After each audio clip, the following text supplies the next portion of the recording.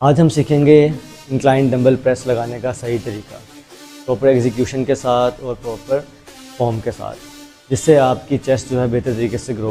3 points हमने हैं जो याद रखने हैं। पहला पॉइंट होता है कि आपने अपनी पोजीशन कैसे रखनी है, आपने बैठना कैसे है, आपकी बैक की पोजीशन क्या होनी चाहिए, आपकी शोल्डर की रिट्रैक्शन क्या होनी चाहिए और आपकी एल्बो की पोजीशन क्या होनी चाहिए जब हम एक्सरसाइज को परफॉर्म करेंगे। दूसरी चीज़ कि किस लेवल तक हमने उसको रेज़ करना है, यानी कि कॉन्ट्रैक्ट करना है। तो थर्ड पॉइंट होगा हमारे पास किस पॉइंट तक हमने आके उसको एक्सपेंड करना है, यानी कि स्ट्रेच करना है।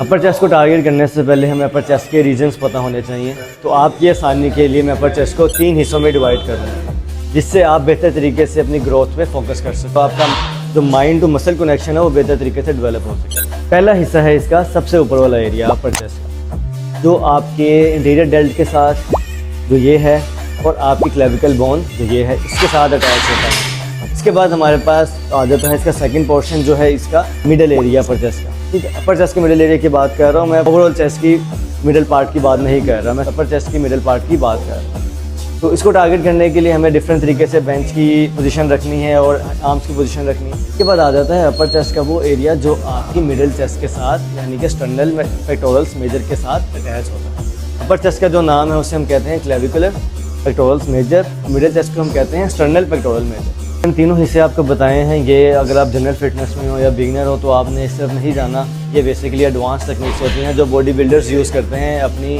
चेस्ट की 100% डेवलपमेंट के लिए। तो आज जो एंगल आपको मैं सिखाने लगा हूँ वो ऐसा एंगल है जो आपकी कंप्लीट अपर चेस्ट को टारगेट करेगा।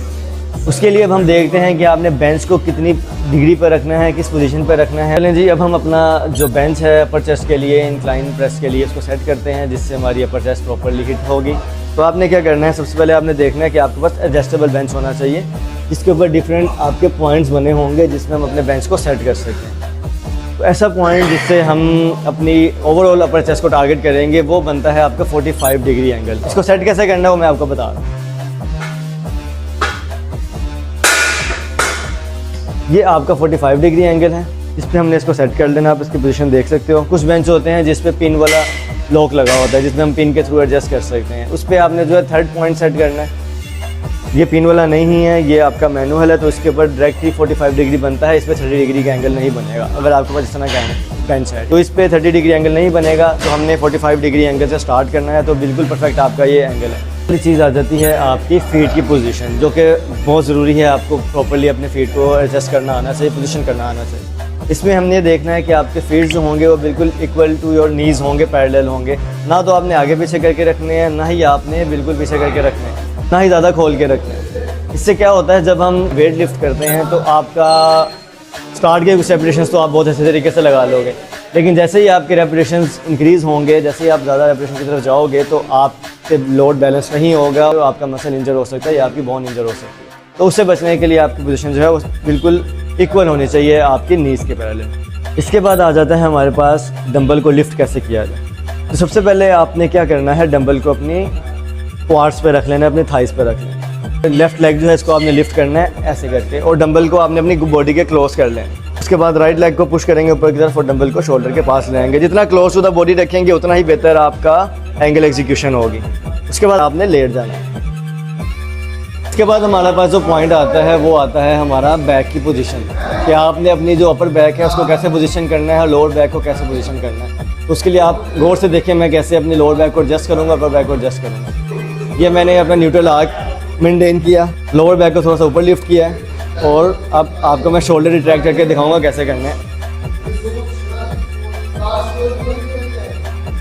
This is the position of your back, lower back and upper back. Shoulder retract करना बहुत ज़रूरी है और चेस्ट को बाहर की तरफ निकालना भी बहुत ज़्यादा ज़रूरी है।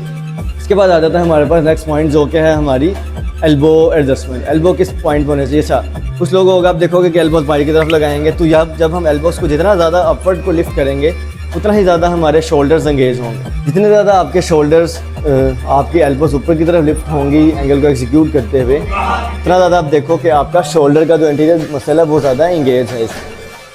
और जो आपके चेस्ट के मसल्स हैं, अपर चेस्ट के मसल्स हैं, उनकी फॉर्मेशन जो है वो डाउनवर्ड है, ऊपर से नीचे की तरफ। जो स्ट्रेट लाइन में जब हम ट्रेन करेंगे तो आपके इंटीरियर मसल टारगेट होंगे। तो आपने क्या करना है, एल्बो को थोड़ा सा नीचे की तरफ एडजस्ट करना है इस जगह पर, डाउनवर्ड